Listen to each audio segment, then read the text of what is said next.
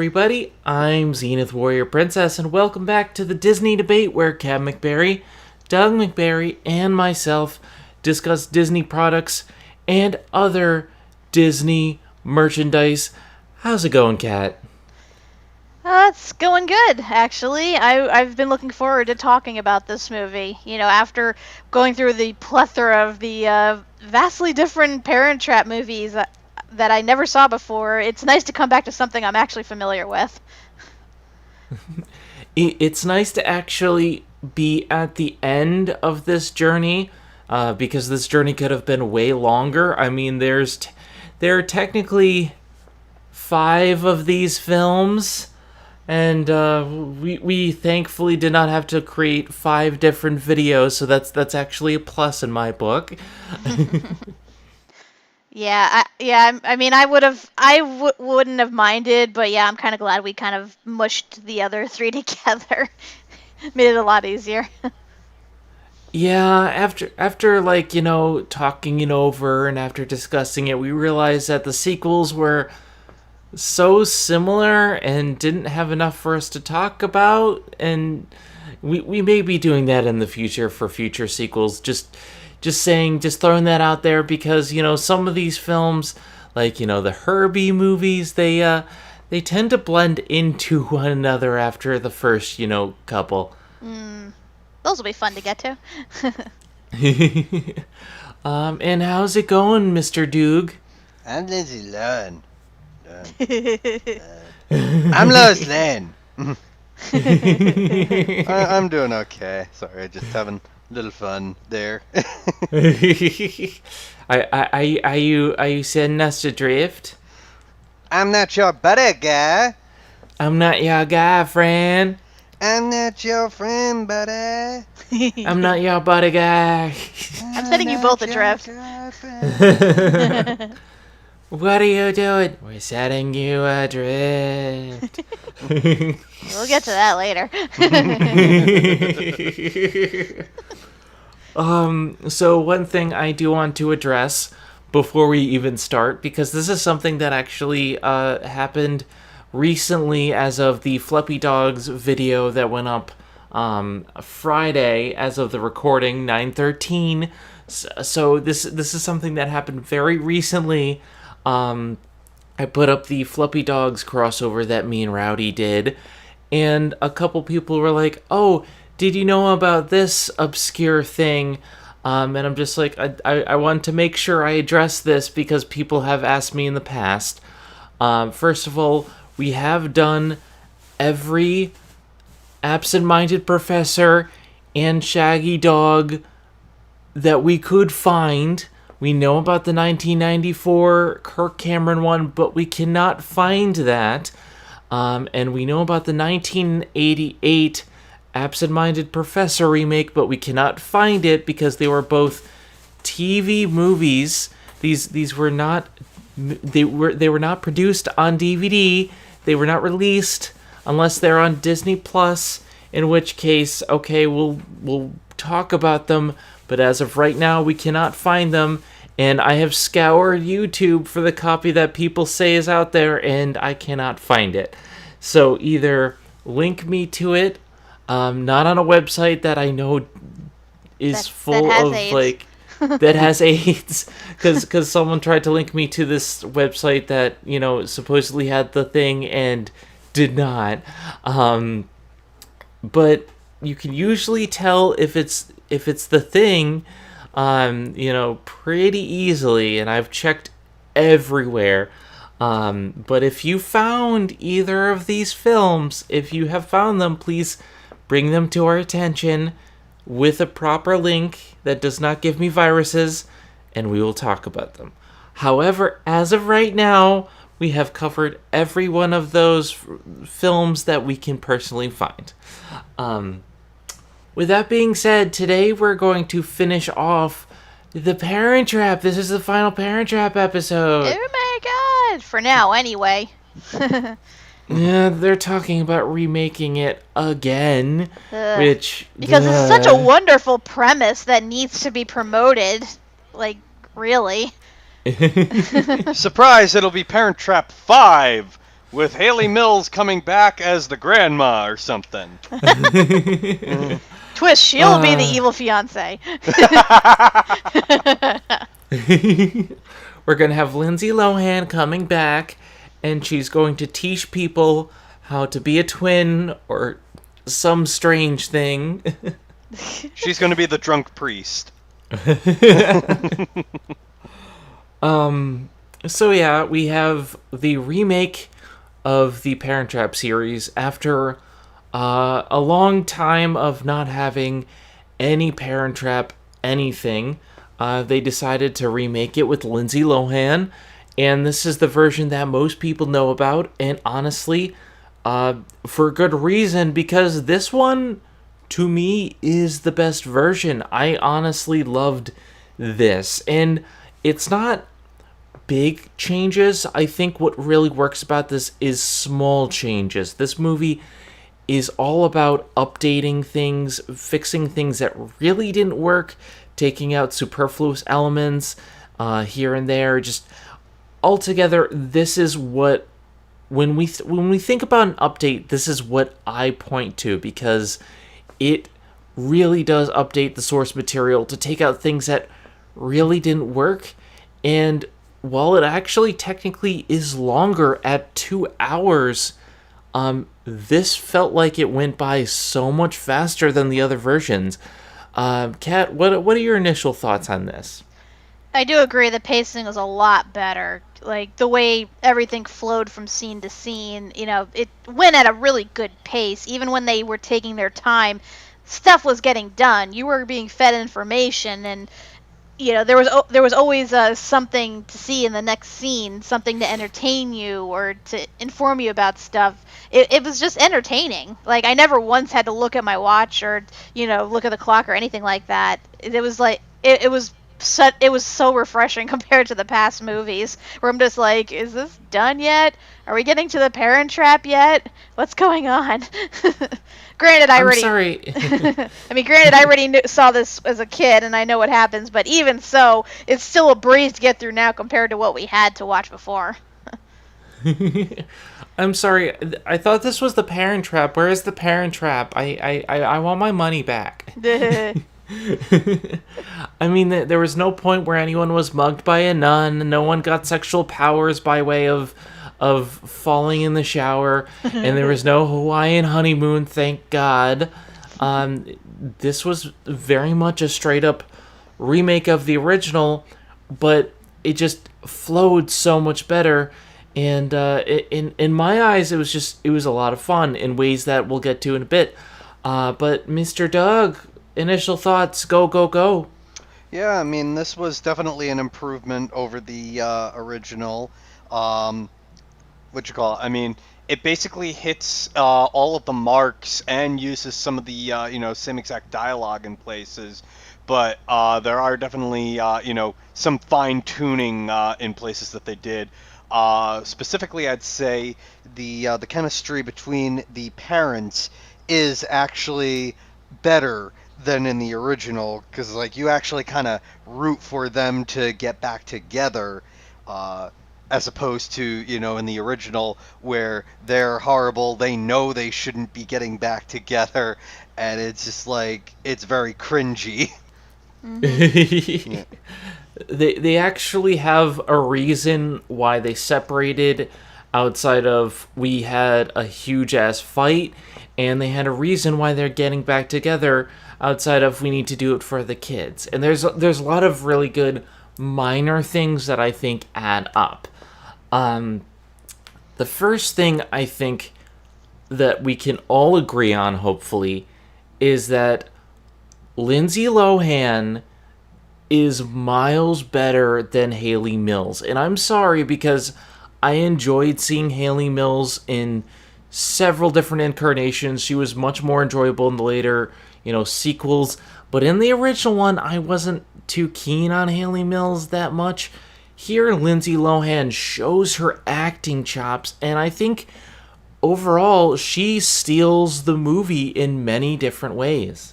She definitely does, and it's rather impressive given this was her first movie role ever. Like, and she was, she really was around the age of 11 at that point. She was still a young kid, and she was playing dual roles, two different characters, having to deal with the different camera angles and interacting with a body double and everything, and she pulled it off flawlessly. Like, it super impressive. Like the effects aside, the effects are still fantastic, and they only got better because now you're able to see her interact with herself, but just she's able to like sell it. It's really like amazing, to be quite honest. And from what I heard, it's actually part of the effects too, because I heard that they actually gave her an earpiece to wear while doing her scenes, so that way she could hear her own voice echoing in her head, and so she knew how to like play off her own lines. So that's really kind of cool.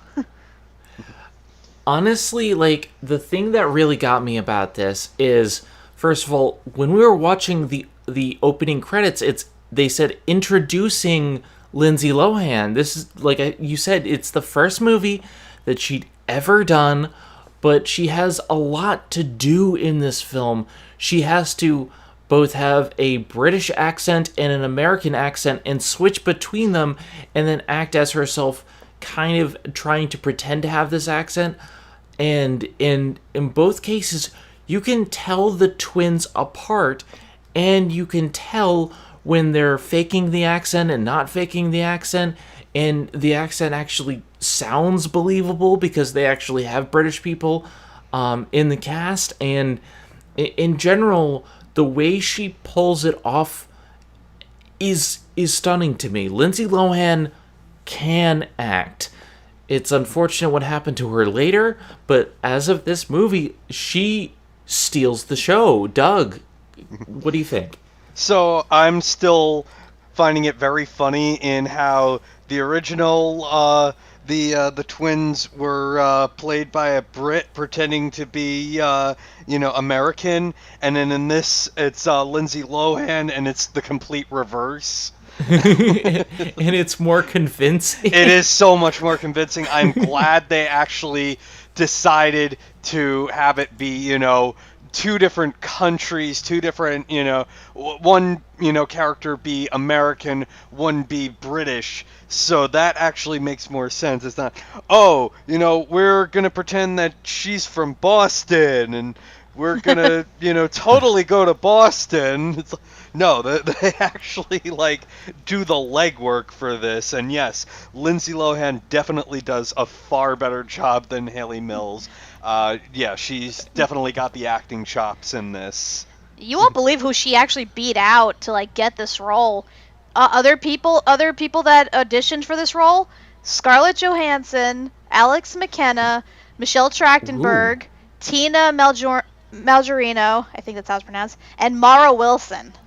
She beat them all out. Mara Wilson, wow.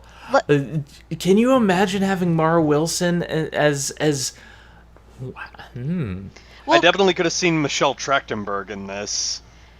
Well, with Mara Wilson, she auditioned, but they passed over her because they thought she was too young. Because they wanted the character to be a little older. And from what I'm reading, Lindsay Lohan, she actually pretended to be ill so she could skip school and then go to the audition for the movie. Wow. That's the second instance I heard of somebody ditching school in order to get movie roles. The other time I heard that was the twins who played the Weasley boys in Harry Potter. But that's so fitting for their characters.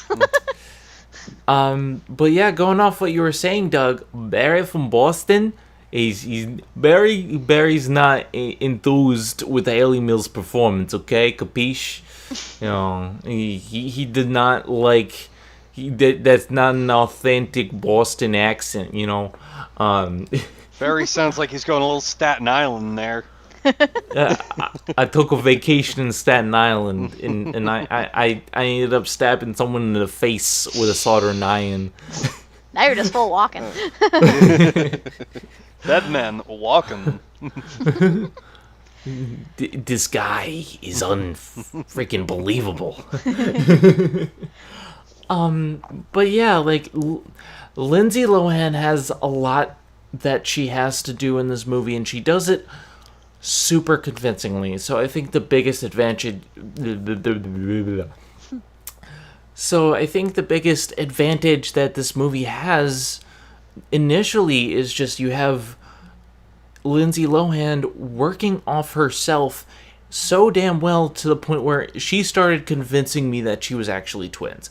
The effect work, as you said, is really, really improved. And it's like the original had some great effects, but it also had some bad green screen in places.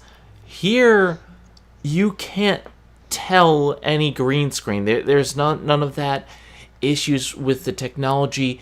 This movie has aged very well effect-wise. Yeah, the camera angles are really good too. They got super creative, when they have the girls, standing in front of each other, back to back or side to side. Like, they made it look really damn convincing. From what I heard, some of, the scenes, one scene alone would take, a week to film because they had to get it just right. Mm-hmm. They were, really meticulous with this, and I applaud the, the director and the filmmakers and everyone for, going that extra mile to get it right. Mm-hmm. It really did pay off because, here's the thing. When effects are okay, you can pretty much get by. When effects are bad, you will notice them. And that's the thing. When you look at something years later, years down the line, you're going to be like, this is good. The effects work for the time was great. But then you notice that one glaring effect. Like in The Absent-Minded Professor, where with the flying car, it's like, I'm sure this was good for the time, but looking at it now, there's a little bit of a green screen there. Even so, I think they both did pretty well in their own rights, despite the earlier one's flaws. They just made the effects better here. It's not like it's not like they were converting this into 3D in space or something, but it's still pretty good though. Yeah, I still think the original holds up even with a little bit of hiccups here and there, but this is a vast improvement in my eyes. I think they both deserve to exist based on their effect work. But I just think it was integrated a lot better in this version. Speaking of updates, they also updated a few things that I think did not work about the original in terms of, okay, so we have the mother is a clothing designer in London, which explains a lot more about, instead of just being a rich person in Boston, she's a famous clothing designer. That's how she... that's why she's in London, how she can get around so easily. And the father owns a vineyard in California. And I'm like, that makes a lot more sense than a cattle ranch. Yeah, it's like, why the hell would a guy who runs a cattle ranch suddenly be out in New York City? I assume because maybe he's rich or something, but even so... this made more sense because, they show them in the beginning that they met and fell in love on a cruise. Although I gotta say that's the part where it goes full on Disney because they meet, fall in love, and get married on the cruise, all within that short time. Now, it does not say how long the cruise was. Sometimes these cruises goes for a couple weeks, but it is full on Disney at that point. But they do address it in the fact that everything happened so crazy fast. And, we were both young and heated, and, we did not really plan any of this, and that's why, they kind of ended up separating afterwards, because it happened so fast, and it ended so fast, and that makes sense, because, they fell in love and got married in, a week. And then they immediately had kids, and, of course, they had no time to properly get to know each other, or grow as a married couple, so of course once things started going wrong, that just imploded everything. But at least nobody punched anything. Nobody punched anyone. She threw a hairdryer at him, which is much better than, the original. But I think this is a much more believable thing. It's just I've had relationships where things start off, you get involved way faster than you ever thought, and then all of a sudden it just comes crumbling down around you. And that's because you're young, you're heated, you're in love, and you don't realize what you're doing is crazy. And I think this very much illustrates that point. And now, like, they don't state exactly how long this is, but it's at least, 10, 15 years later. And they've 9 had months. No, it's 11 years. It's like, what do they say, like 11 years, 9 months later. 9 months later. Yep. Oh yeah, that's right. They stated in the specifically beginning. have that They at the specifically beginning, stated yeah. in the beginning, 11 years and 9 months. Okay, so you're right. I forgot about that. But so that gives them enough time to mature, to have their own lives, and when they come back together, they can actually think about it and talk, and they don't immediately try to get back together. In fact, like, throughout the entire movie, instead of them, like, falling for each other, the mother realizes she's in love, but she pulls away because she doesn't want to get hurt again. And the father is infatuated, but he has a fiance. And it's like, you can see the dilemma, but as time goes on, you see how they start to gradually fall in love. But even then, it takes until the very end of the movie for them to actually act on it. And I think that's much more believable. I do as well. I am glad that it wasn't like a rush thing. I mean, you could definitely tell like from the beginning that the guy never stopped loving her, and that had she not left, he probably would have stayed with her, problems aside.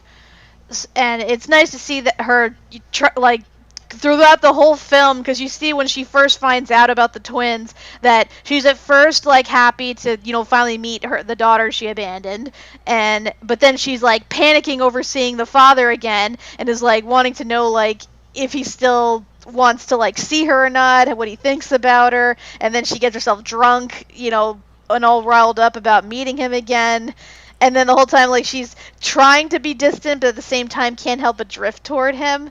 So it's like you can definitely tell the chemistry is there. They're very like magnetized toward each other, and it's really adorable at times, I have to admit. Mm-hmm. Not to mention Dennis Quaid is I can see the attraction there. Dennis Quaid. Daddy's home. Doug, any thoughts on that? Well, immediately I thought at times though Dennis Quaid could be a little on the creepy side, but that aside, what you call it? Yeah, no, I definitely think that they definitely had better interactions with the parents. It makes more sense why they broke up, and it definitely feels more like they say that they only took the daughters away because they were hoping to never see each other again, but I think it was just like they kind of made that judgment in a rush, because basically everything about their relationship at that point was impulsive.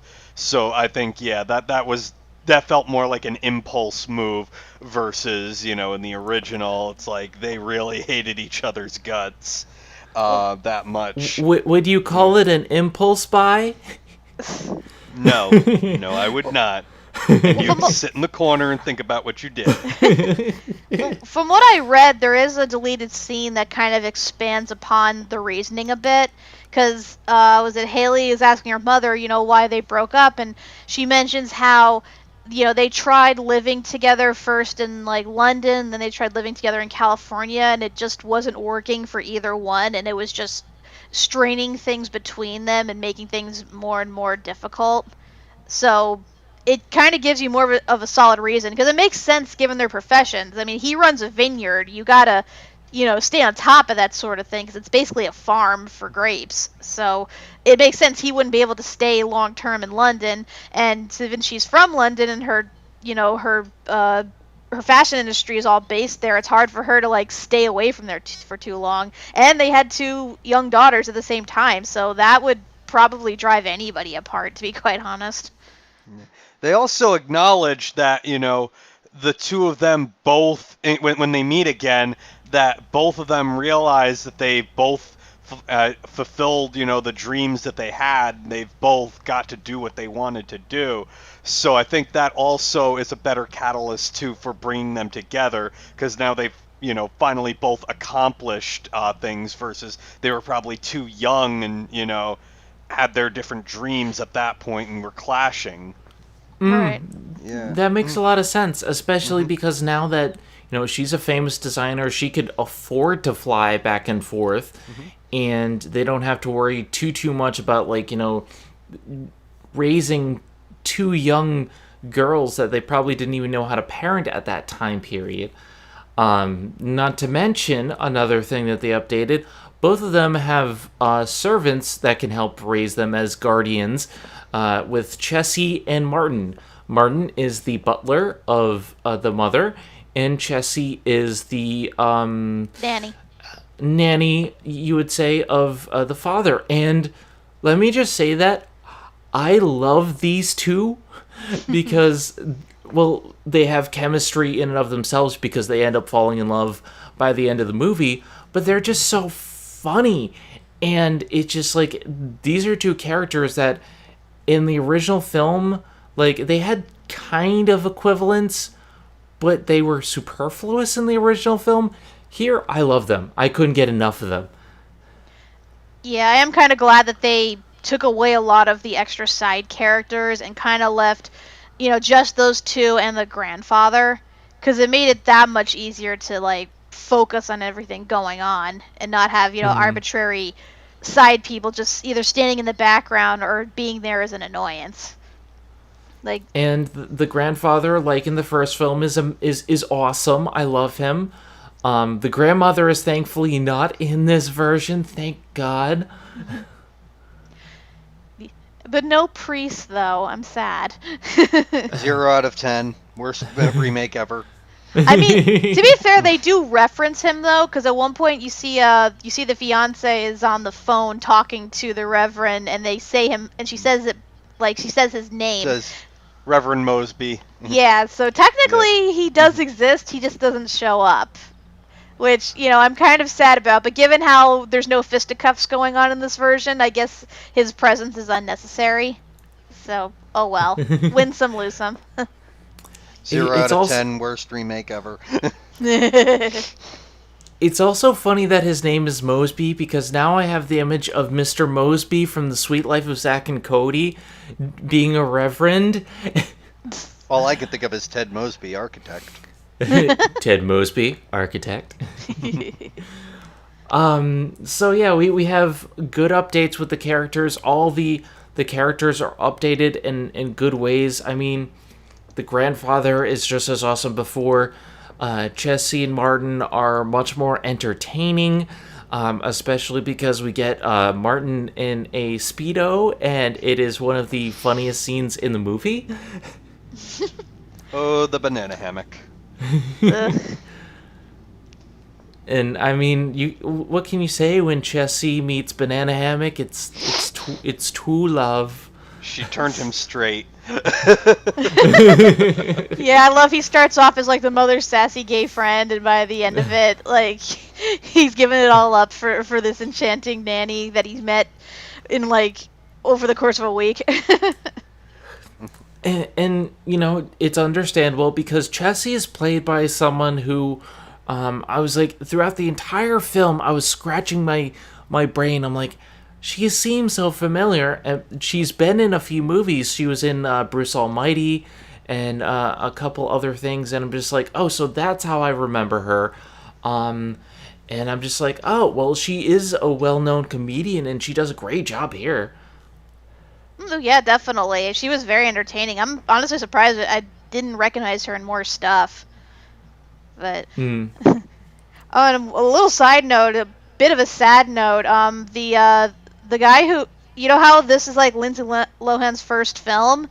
Well, this unfortunately was the last film for Ronald Stevens, who plays the grandfather, because he unfortunately passed away 7 years later after this.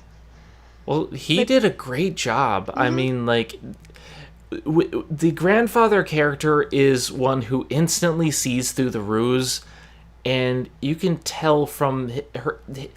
his interactions with the Lohan twins, his interactions with Hallie, that he pretty much knew from the start, and then he's the one who finds out and helps bring the plot along. And he's just a very nice character. He's just like, say hi to the father for me and everything, and like, he just does a great job of being that cool grandfather that you like to hang out with when you were a kid. Yeah. It does make me kind of reminiscent of that. So rest in peace, man. You were awesome. So the character updates, all very good. Plot point updates. First of all, let me just say that the reason for the conflict between the twins in this version is actually a reason. Yeah, it's not just, she has my face, I'm gonna kill her. No, in this version, they both start to meet each other because they have a fencing competition, and both of them are very good at fencing, and they have this long, overdrawn fencing match, and one of them beats the other, which starts a rivalry between them. And, they're like, okay, so let's have a poker match, and we'll have the infamous strip poker scene where we're going to have Lindsay Lohan get naked, which is the thing that I think most kids remembered from that scene because we were horny and young at the time. She was 11, dude. Come on. And they didn't really show anything. Like, not from, like... When we were kids, okay, when this came out, that's the thing you remembered from the movie. Maybe it's because it was shocking. I don't remember for that reason. Well, okay. Speaking from the perspective of someone who was once a guy and horny, yeah, okay, shut up. I mean, I can see later on when she was a lot older. I mean, you've seen some of those more raunchier movies she did. I could definitely see that. Look, when you're a kid, you don't know what's going on. All you know is that suddenly there's a strip poker scene, and it's Disney. It wasn't even really strip poker. It was just like they were playing poker, and then like the final move was, hey, let's make this interesting. If you lose, like whoever loses has to jump in the lake naked. Well, actually, they kept upping the ante. Whoever loses has to jump in the lake naked. Like, they kept upping the ante. I had to say that I was like shivering at that scene because I'm like, oh god, they gotta be freezing, and then in the like disgusting lake. Ugh. I mean, granted, as someone who worked at camp, we had pranks and stuff like this happen, like between the counselors, because I worked at camp, and I've seen kids, do it. There was a point where we saran wrapped people into their cabin. That's a good one. That was a very funny thing, although I got in trouble for that because I was helping the campers do it, and I'm like, dude, it's just saran wrap. I actually got in trouble for this because I got in the middle of the night, I helped them, I provided the saran wrap, and they're like, oh, well, that's company funds. I'm like, it's a roll of saran wrap. I'll pay for it. That just reminds me of a prank I saw where somebody in the military covered their entire bedroom in aluminum foil. Like everything. The floor, the ceiling, the bed, all the stuff in their closet and chores, their bathroom. Stuff like that is harmless, though. It's not like the pranks they pulled in this frickin' movie. Like, dear God, the elaboration of those, pranks. Those pranks went a little bit too far. But one thing we did do is some people who are heavy sleepers, they found themselves in the middle of the lake. We did set them adrift. It did happen. And we did have our late night skinny dipping sessions, so this is actually pretty accurate to camp. I'm just saying.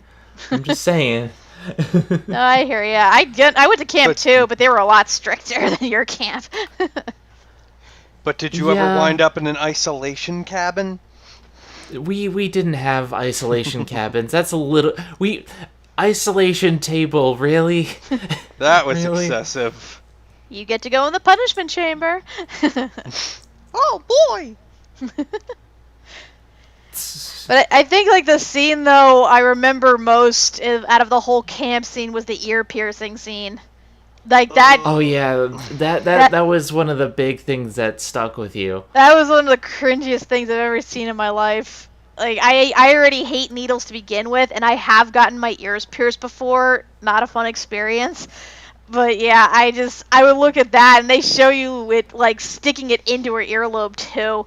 Now, granted, granted, I did read that it is a fake ear, thank God, but the fact that they showed that was just, ugh, dear God. Like, I heard they actually banned that scene in places like the UK and all that, because they didn't want to encourage kids to, like, pierce their own ears, which I've known kids who've done that to very gross It's effect. just such a very stupid thing to do because, like, if you go to an actual piercer, it doesn't really hurt all that much. If you do it like they did, you're gonna get infections. They're on a time Infections. crunch. They gotta, look accurate to each other. I'm surprised that they didn't have her ears being, like, extremely red because one thing about piercing your ears is that afterwards, for, like, a week, they're swollen. Yep. You Uh, gotta keep putting that nasty ass shit on it, and then having to clean off the goo. Ugh. I hated having my ears pierced. as someone who's gotten their ears and nose pierced and has tattoos and has gotten surgeries before, these things take a while to heal. So, You're insane. Also, another thing that I just want to point out, this movie came out in 1998. I was 8 years old, so at the time, this to me, like, me, 8-year-old me, for 11-year-old skinny dipping scene, I think that's reasonable, okay? Fine. I still prefer the butler and the banana hammock, though. We have equal opportunity fan service. We actually have more man service than anything. I'm just saying. I was 8 years old at the time. So yeah, the updates to the camp stuff really, really worked. They did a lot of good stuff there. Maybe the isolation cabin was a little bit much. Well, they had to do something, because, I mean, from the original, they had to find a reason to get them alone together without any outside forces, and so that way they could figure out the truth, and then they can make the plan. They can't exactly do that with other kids around. Although they still do the scene where they're all following the girls to the cabin. They march all the way there, and then as soon as they get there, they're like, girls, okay, you can go home. And I'm like, okay, just humiliate them. I mean, I guess that's part of the punishment. Yeah, it was like, this is what happens when you step out of line. But yeah, so the camp stuff I thought was very enjoyable. They made it much more streamlined and much more believable, and they thankfully took out the outdated boys meet the girls scene, which no, we don't need that. That wasn't needed at all, like, no purpose whatsoever. But yeah, another thing that they didn't update that still is kind of the same, the gold digging fiance. Yeah, they still have the gold digging fiance who is transparently evil the moment she meets the girl. The moment she meets the daughter, she's just like, as soon as I move in, she's going to boarding school, and like, she is transparently evil. Because if Disney has taught us anything, it's that all step-parents are evil. And they make a very good show of them, dealing with the fiance, of, messing with her initially, with the switch. And honestly, I love the last half hour of the movie because the way they mess with her. They do so much, and a lot of it is in the original, but I think they do a great job of updating it to make it more streamlined.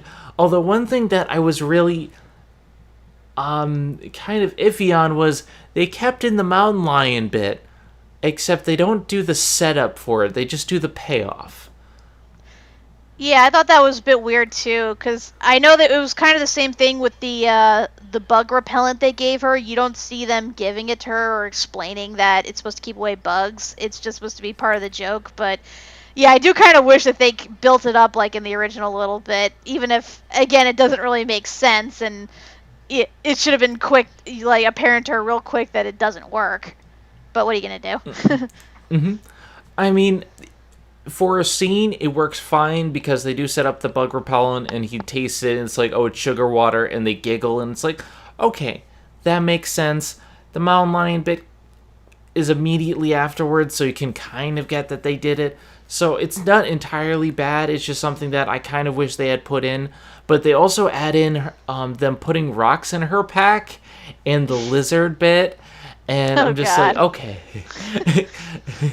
Oh god, Like, that's another scene that sticks out in my brain is like the freaking lizard crawling into her mouth. Like, ugh. That poor lizard. That poor lizard. That's probably the only instance of like bad CGI in this movie is like the effects on the lizard.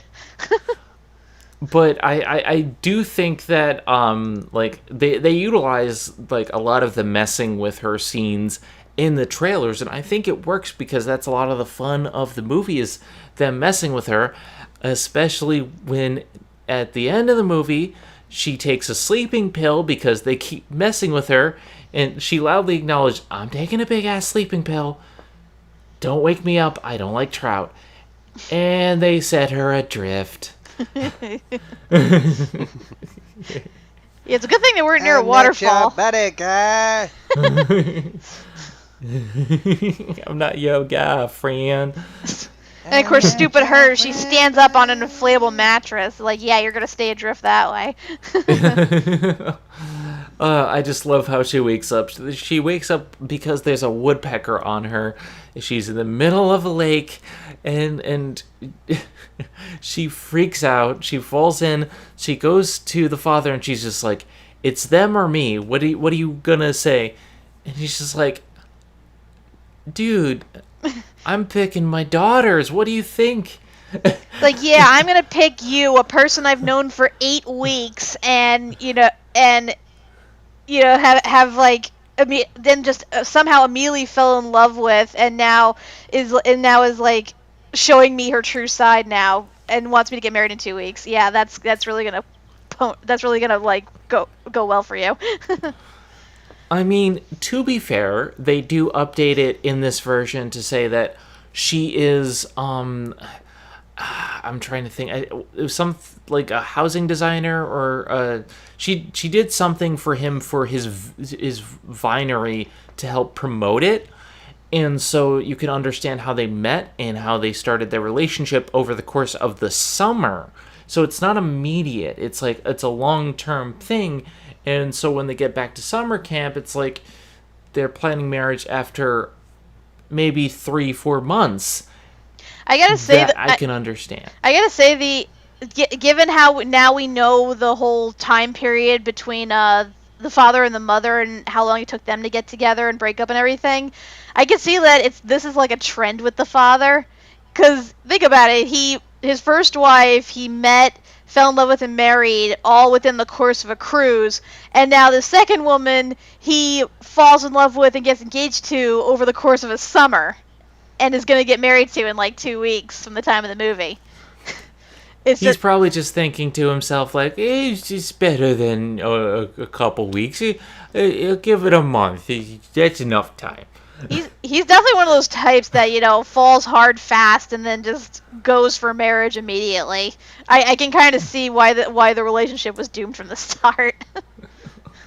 Another thing to point out is that the only returning cast member is the mother of the stepmother-in-law. Like, okay, the fiance that Dennis Quaid has, her mother was the gold digger in the original movie.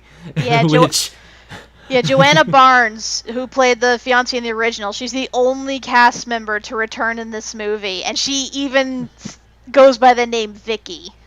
So it kind of like infers that the whole situation with Susan and Sharon did happen in continuity, and then Vicky just moved on after leaving the father and met somebody else, and now is teaching her daughter to do exactly what she did. So it's kind of cool in a sense when you think about it, that there's actual continuity with this. But then the same exact thing is happening again. Of course. So I mean, I think this does a great job of both sticking true to the original film while updating the things that really didn't work and just making it better. And also, speaking of things that updated, let's talk about the music. Because, first of all, the music is so much better. And there's actually, like, more than one song that we can talk about. So, first of all, the opening song it is one that I think everyone has heard by now. It's Love, which, in case you haven't heard it before, it's like, L is for the way you look at me. I love that song. I really love that song. It is a nice song. Good old Nat King Cole. And the majority of this film has period music, and this is the 90s, so you get a lot of, like, you know, artists of the time, but I think those are not, that is not modern even in the 90s. Those are old songs. I mean, Nat King Cole himself is but I mean the later songs that they when they introduced the kids and all the other stuff. Let me look up, pause for a second. Yeah, I'm looking at the song list now. I actually don't recognize a lot of these singers. I recognize Linda Ronstadt. I know the Lovin' Spoonful. And Ray Charles, Natalie Cole. George Harrison / the Beatles. Mm-hmm. Okay, I mean they have Do You Believe in Magic, and yeah, that's not a 90s song, but that's a pretty popular song at the time. Like they have a few songs that, like, you would recognize from that era.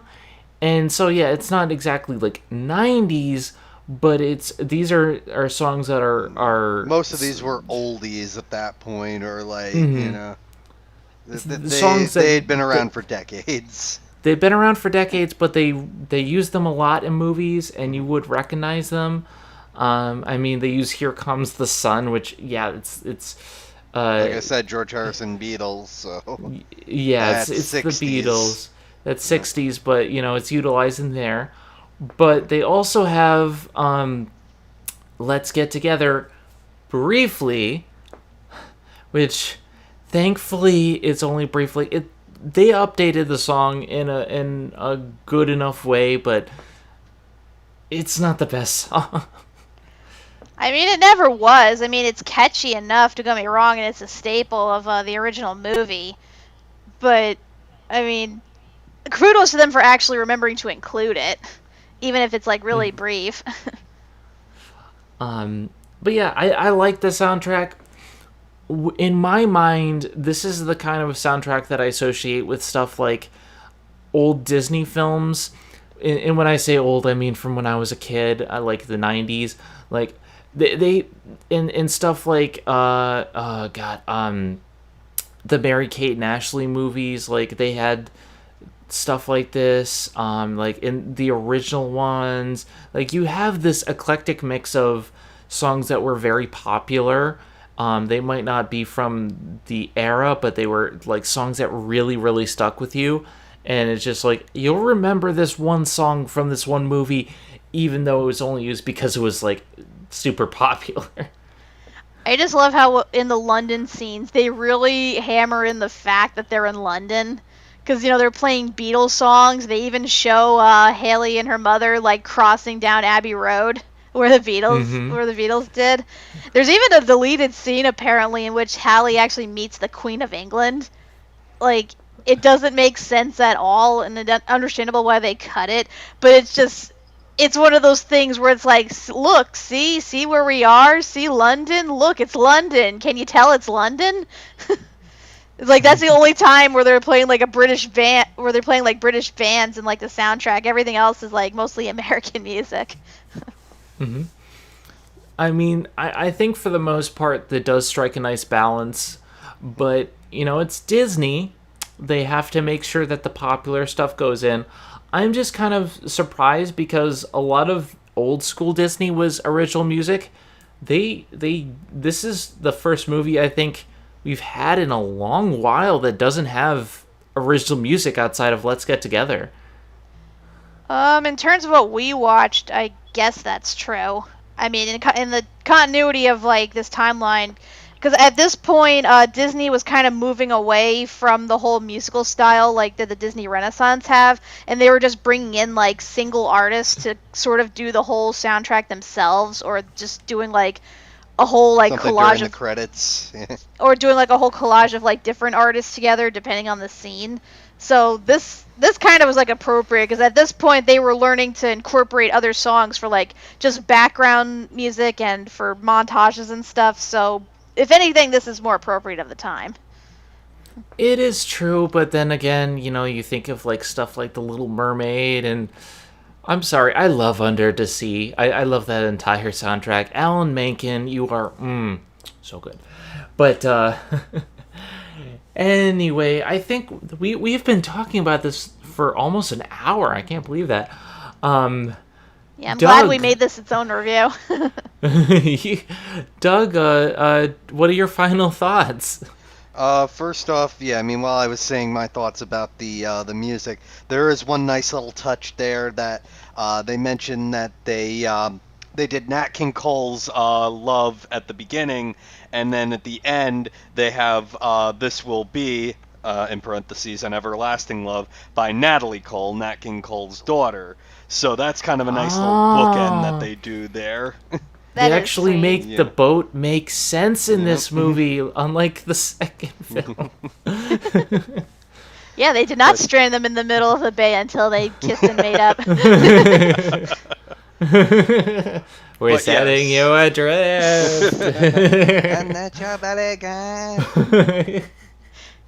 And I do like that they acknowledged too that the whole arrangement that they were gonna do, like I'll have this child for 6 months and you have the other child for 6 months, is a totally stupid arrangement.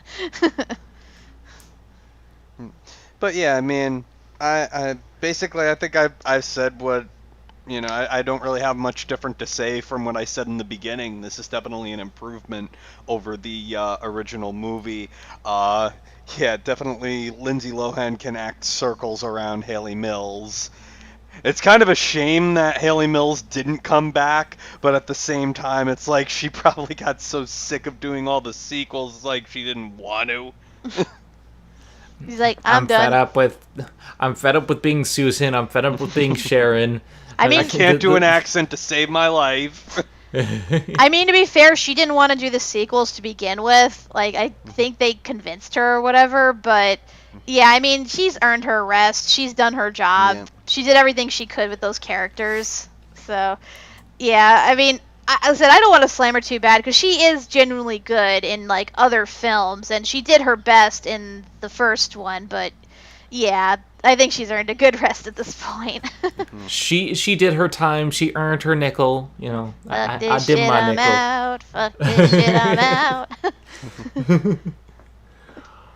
out. Kat, what are your final thoughts? Oh, I love this movie. I loved it as a kid, and I love it now. And having watched the original and all the flaws with that makes me appreciate this one so much more. And, again, this can't even compare to the sequels, let's be honest. And, I mean, everyone's great. The acting here is good from everybody. The effects are really great. I love the pacing. It's really funny. I love all the references. Like, this is a genuinely good film and a great start for Lindsay Lohan. I just wish that she did more stuff like this, unfortunately. But yeah, I highly recommend watching this. I mean, I guess watch the first one just to see where it started, but I think this one is more the definitive Parent Trap, the one that I think everybody remembers. Yeah, I mean, I pretty much agree. This is a classic. When you think Disney classic, I think this fits the bill. This, in my eyes, is such a better film. It remakes and updates what it needs to do while still poking fun at the original and keeping the charm of the original. Because the original did have charm, but it also, explains things better than the original. It has more chemistry than the original, and it's more memorable than any of the other films. And dear God, don't watch the sequels. If you're going to watch any film, watch this first. Maybe watch the first film to get a little bit of context. It's possible the second film, because I did get a laugh at the boat, knowing why they put that in there. Because that was the plot point in the second film, and they poked a lot of fun at the other films in the series, and I think that they did a great job. But you have so much better actors. You have Dennis Quaid instead of Ron Swanson. And yes, I know it's not really Ron Swanson. That's a joke. I read the comments. I know. But, I think this just was much more enjoyable. It's a 2-hour movie that feels like a 1-hour film. And that's saying something when the sequels are an hour and a half, like, for each one, and they feel like they're 3 hours. So... Yeah. Basic line, watch the first if you want to see where it began.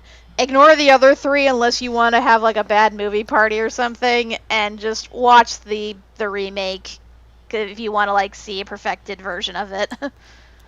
Watch the third film when you're having like a party with friends over and you have alcohol on standby. And you want to laugh at people gaining sexual powers. But watch this film if you want to watch people setting others adrift. I'm not your buddy. I'm not your bodyguard. That's your guy friend. With that being said, I'm Zenith Warrior Princess. I'm Kat Macberrie. I'm Doug Macberrie. And just remember that sometimes a remake can be better than the original, and that's some things that we're going to see in the future. And thank God this is a better ending than the Shaggy Dog. And I mean, it's even better than the Flubber remake. I want to say this is the best remake we've seen on the show so far. Yeah, I would agree, most definitely. Now let's hope they don't mess it up by remaking it into a lesser one on Disney Plus. Hint, hint, hint, hint. They might be remaking The Parent Trap, and I don't want a 6th film, but if they do remake it, we're going to have to talk about it. With that being said, have a good one, everyone, and we will see you in the future with some special episodes. Next up, we're going to head to a town of Halloween, or should you say a Halloween town. Have a good one, everybody. TTFN, ta-ta for now. Hey, this is Megami33. Thank you for watching Zenith Will Review. Don't forget to like, comment, and subscribe for more awesome videos. If you like what you see, check out the Patreon page at patreon.com/Zenith Will Review.